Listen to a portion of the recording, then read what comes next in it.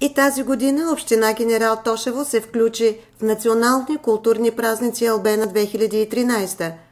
Нашата община е сред организаторите на пътуващия културен форум.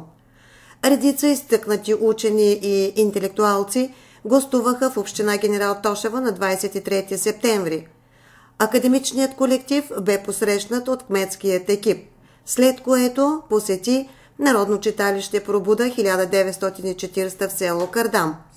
Същия ден от 15 часа и 30 минути литературно-музикален спектакъл в читалището на Генерал Тошево изнесоха Петър Маринков, Иван Границки, академик Константин Косев и професорите Панко Анчев, Цветан Козлев и Младен Тасков.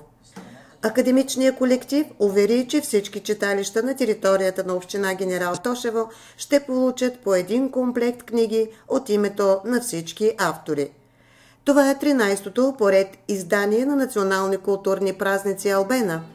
Културните срещи и дискусии, организирани в рамките на форума, имат за цел да представят пред широката публика онова творчество, което със силата на перото описва най-добре нашите бит, история, философска и интелектуална мисъл, пречупени през призмата на съвремието.